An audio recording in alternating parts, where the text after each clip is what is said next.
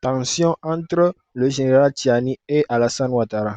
Alors, camarades des peuples d'Afrique, peuple de Côte d'Ivoire, citoyens du monde, mes chers frères et sœurs, peuple du Liptako Grouma, frère, Romani, hier, vendredi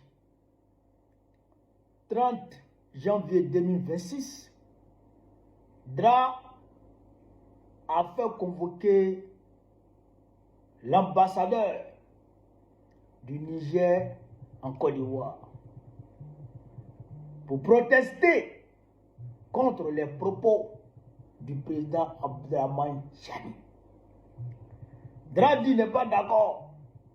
Pourquoi le président Abdrahmane Chani a dit ça? A dit que lui, il fait partie des sponsors, des déstabilisateurs. Dradi n'est pas d'accord. Lui n'est pas content. Chani ne doit pas dire ça. La Côte d'Ivoire est un pays de paix. Lui, il est là pour le dialogue. Lui, il est un homme pacifique. C'est Draghi qui a dit ça. On dit, coupé de tête n'aime pas qu'on passe derrière lui avec machette.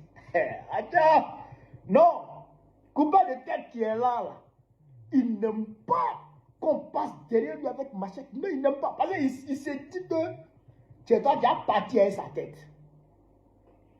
Est-ce que vous comprenez? Il ne veut pas voir en scène de condamnation du président Tiani, des propos du président Tiani Padra là, un acte de bravoure ou un acte héroïque, parce que le Bénin n'a pas encore parlé, la France n'a pas encore réagi, donc c'est lui qui réagit. Il ne faut pas penser que c'est un brave, il ne faut pas penser que Dra est courageux, non. C'est la peur. Dra, c'est un éternel peureux. Ok, je vous ai dit ici, je vous ai dit, ce que le président Tiani a dit là, Dra n'a pas dormi.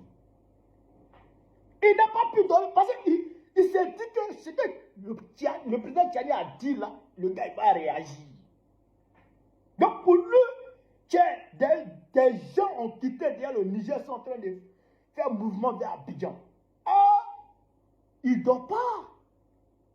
Il a commencé à trembler. Hein? L'ambassadeur là, ils sont allés la chercher à la maison. C'est-à-dire qu'ils n'ont pas attendu qu'elle arrive à l'ambassade pour lui notifier la convocation. Non. Ils sont allés la chercher chez la maison. Putain. Niale Kaba, Madame la ministre des Affaires étrangères de la Côte d'Ivoire, et son suiveur, Dosso Lelon, qui est chargé des Ivoiriens de l'extérieur, n'ont pas dormi. Dra ne les a pas laissés dormir. Tellement qu'il leur a mis la pression. Il faut qu'ils parlent avec Tiani. Il faut qu'ils arrivent à parler avec Tiani. Parce que c'est pas bon. Il faut que Tiani se calme. Lui, il n'arrive à voir dedans. Lui, il est un homme de paix. Lui, un vieux comme ça. Lui, il va aller chez quoi dans tout ça là. Oh, ta vie. On te connaît. On sait que c'est toi. Est-ce que vous comprenez ça? Dra, c'est un peureux. Dra, c'est un peureux. Il est peureux. Il est vieux. Mais il ne fait pas bonne chose. En 2002, 19 septembre 2002, alors que lui-même, il a orchestré, il a organisé avec la France et Blaise Compaoré l'attaque de la Côte d'Ivoire le 19 septembre 2002. Frère, quand les rebelles ont été repoussés, quand les rebelles étaient repoussés, les militaires qui sont partis derrière Dra là, eux-mêmes, ils étaient découragés. Parce que quand ils sont arrivés sur Dra, parce qu'eux, ils ont vu Dra en train de prendre la clôture. Hein? Eux, ils se disent non, ça là, si ce n'est pas Magouya, c'est singe. Dra djempé la clôture d'une manière, hein? Puis il est tombé là-bas, derrière la clôture là-bas, sur sa poitrine. Il est tombé, André, un singe qui est saoulé. Quand il est tombé comme ça là, s'est levé. Il a plongé dans l'ambassade de l'Allemagne. Plongé dedans. Pip. Quand il a plongé là, quand il l'a mis dedans, où il s'est arrêté, c'est en France. Ben lui, il pensait que le 19 septembre allait marcher. Mais comme le 19 septembre n'a pas marché, ils n'ont pas pu renverser Gbagbo en même temps. D'ailleurs, il s'est dit que les gens viennent derrière lui pour venir lui prendre. Il a mis dedans. Il a sauté clôture. En 2017, là, 2017, quand il a promis 12 millions aux militaires, aux rebelles qu'il a enrôlés dans l'armée de Côte d'Ivoire. Il leur a promis 12 millions s'ils menaient la guerre contre le président Gbagbo en 2011. Mais comme c'est un malhonnête, il ne paye pas crédit. 2011, en 2017, ils n'avaient pas payé leur argent. Donc, eux, ils se sont révoltés. Ils ont commencé à tirer, à boiter, à Abidjan. Dra était à Paris. Mais quand il a appris que ça tire à Abidjan, Dra a demandé à Soro Guillaume, mais qu'est-ce qui se passe? Soro Guillaume dit non, c'est les rebelles qui sont en train de tirer, les 8400 à qui tu as promis 12 millions là, 12 millions là, chacun là, c'est qui sont en train de tirer. Dra dit non, lui ne vient plus à Abidjan. Dra a abandonné la Côte d'Ivoire. C'est Soro Guillaume, c'est elle qui a négocié avec Dra pour dire, président, pardon, il faut venir, il gère la situation. Soro Guillaume a mandaté au Ouattao, les juristes là, pour aller à Boaké, pour aller parler avec les militaires, les calmer, apaiser la situation, tout calmer. Puis il a appelé le président. Président, tu vois, tout est calme. Il ne faut pas venir. Il faut venir. Dra avait laissé la Côte d'Ivoire. Il avait abandonné la Côte d'Ivoire. À cause des tirs là. Dra avait abandonné la Côte d'Ivoire. Dra, c'est un gros peureux. Même quand il venait de Paris, il a exigé que Soro Guillaume soit à l'aéroport pour l'accueillir. Et Soro Guillaume est parti à l'aéroport pour l'accueillir. C'est un peureux. Oh, là, ce que le président Tiani a fait, les déclarations que le président Tiani a faites là, si un autre président de l'AES fait les mêmes déclarations, je vous le jure, Dra va quitter Abidjan, il va aller s'installer à Paris. C'est-à-dire que c'est quelques affaires qui restent à Abidjan. Dra va tout ramasser pour mettre dans un sachet bleu, et puis il va aller s'installer à Paris. Il va regarder Abidjan de loin. Est-ce que vous me suivez? Là, les déclarations du président Tiani là, si un autre président de l'AES répète les mêmes déclarations, Dra va abandonner Abidjan. Et puis il va aller s'installer à Paris. C'est moi qui vous parle. Je connais mon gars là. Je connais mon vieux là. Il ne fait pas bonne chose, mais il est peureux. C'est un peureux, c'est pourquoi dès qu'il entend Jean-François Kouassi, tu le prends là, ça peut faire quoi? Tu arrêtes Jean-François Kouassi, ça peut faire quoi? Ziggy, tu l'arrêtes, ça peut faire quoi? Ziggy peut déstabiliser quelqu'un. Puis Jérémy Balé, elle est partie au Mali. Elle est revenue en Côte d'Ivoire, il a arrêté. Si ce n'est pas la peur là, c'est quoi? Si ce n'est pas la peur, c'est quoi? Il faut prendre les enfants dans le... Et quand il va te rater comme ça là, quand il va... En fait, il n'est pas dit derrière toi, tu as raté, non?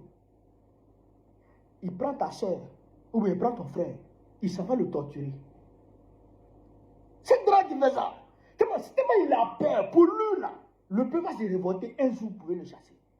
Donc, tous ceux qui peuvent, comment dirais-je, éventuellement susciter cette révolte là, hop, Dra, il les attrape en même temps.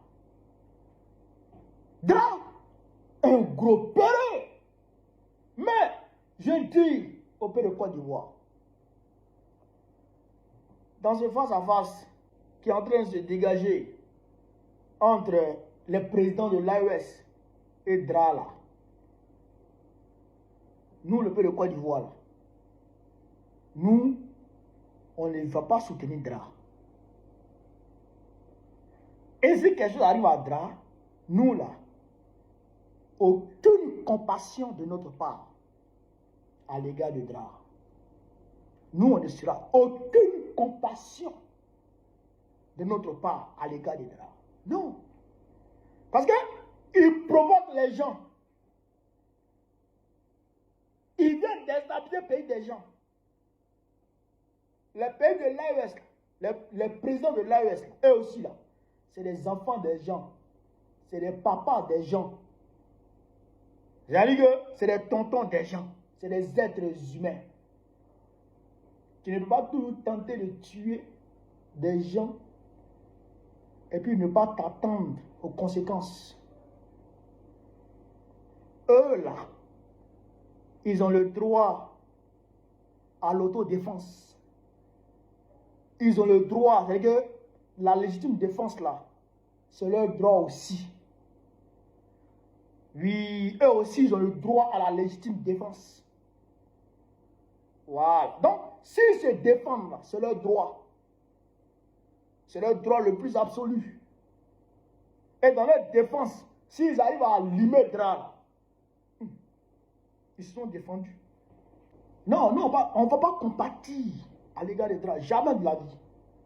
Ça, il faut que ce soit retenu. Il faut que ce soit retenu. Pour ne pas que les gens aillent dans tous les sens. Non, nous, on ne l'a pas envoyé pour déshabiller le pays de quelqu'un. On l'a pas. Nous, mais ils ne nous laissent pas. Ils ne nous laissent pas. Ils nous terrorisent. Ils nous tuent. Il est parti tuer les gens à Nao. Ils ont tiré sur femme enceinte à Nayo. Ils ont massacré les gens à Nayo. Ils ont tué les gens à Nyamayo. Ils ont tué les gens, comment on appelle ça, à Saïwa, à Dalwa, Vavois, à Bidjan, on n'en parle pas. Non, si il est resté dans ces oué parce que Macron l'a envoyé pour venir déstabiliser le pays des gens, pays qui ne t'appartient pas. Pays qui n'appartient pas à Macron. Macron t'envoie pour déstabiliser le pays des gens, détruire le pays des gens, tuer les gens, massacrer les gens. Et que ces personnes-là se défendent. Et dans leur défense, ils arrivent à t'allumer. Nous là, si on n'a pas applaudi, en tout cas, tu n'auras aucune compassion de notre part. Ça aussi, c'est une réalité. Ça aussi, c'est une réalité. Parce que nous sommes du côté du panafricanisme. Nous sommes du côté du panafricanisme. Nous sommes des panafricanistes. Oui, nous sommes des souverainistes. Nous nous battons contre la France-Afrique. Nous nous battons contre toute forme de colonialisme, de néocolonialisme. Nous nous battons contre ça. Nous, on n'est pas d'accord avec toi. On n'est pas d'accord avec Dra. On n'est pas d'accord avec Macron. On n'est pas d'accord avec eux. Ça, c'est réel. On n'est pas d'accord avec eux. Macron ne peut pas nous imposer. C'est-à-dire que c'est déshydratant. Macron ne peut pas venir nous imposer. C'est-à-dire que le schéma néocolonialisme qui arrange la France. Pourquoi non, elle est là? Pourquoi non, c'est ça? Lui, il est qui? Macron, il est qui? Il est qui? Il est mieux que quelqu'un? Ou bien les Français sont mieux que nous? Les Français sont-ils mieux que les Burkinabés? Les Français sont-ils mieux que les Maliens? Les Français sont-ils mieux que les Nigériens? Et ils sont qui? Et puis ils vont vivre à l'aise. Et ils vont voler ce qui doit nous servir ici de ressources pour pouvoir vivre dignement. On va venir nous arracher ça pour aller eux leur donner pour qu'eux puissent vivre dans un confort. Parce que nous ici, on n'arrive pas à manger. On n'arrive pas à avoir le minimum vital. Pourquoi nous avons ça? Ils ont dit, eux c'est des super hommes. Eux c'est des super hommes et nous on est des sous-hommes. Nous n'acceptons pas ça. Et nous sommes d'accord avec les régimes de l'AES qui ont pris la voie de la rupture totale. Qui se concentrent maintenant sur le peuple. Qui travaillent pour le bien-être de leur peuple. Nous sommes d'accord avec eux. Nous sommes avec eux. Nous faisons corps avec eux. C'est ça qui est la vérité. Donc toi qui n'es pas dans cette dynamique-là, tu te mets dans une posture d'hostilité vis-à-vis de nous. Nous, on n'est pas d'accord avec toi. On n'est même pas assumer chez même. Donc si on frappait Dra, si on n'a pas applaudi, on ne peut pas être fâché. On ne peut pas être fâché pour ça. Voilà. On ne peut pas être fâché pour ça. C'est ça aussi que la réalité. Ça aussi, il faut que ça soit dit. Voilà un peu ce que je voulais vous dire sur cette vidéo. Sur le Vive l'Afrique libre. Vive le panafricanisme. Vive tous les pays panafricains. Vive l'AES. Vive l'AES. Vive l'AES. Babo président de Côte d'Ivoire très prochainement, Inch'Allah. On est ensemble. La réaction de Niamey ne s'est pas fait attendre après l'attaque déjouée contre l'aéroport international Diori Hamani. Sur les lieux de l'attaque, le président Abdourahmane Tiani a promis des représailles et semble avoir trouvé des coupables, citant nommément Macron, Alassane Ouattara et Patrice Talon. Suivez. Nous rappelons aux sponsors de ces mercenaires, notamment Emmanuel Macron, Patrice Talon, Alassane Ouattara, nous les avons suffisamment écoutés, aboyés, qu'ils s'apprêtent, eux aussi, à leur tour, à nous écouter rugir.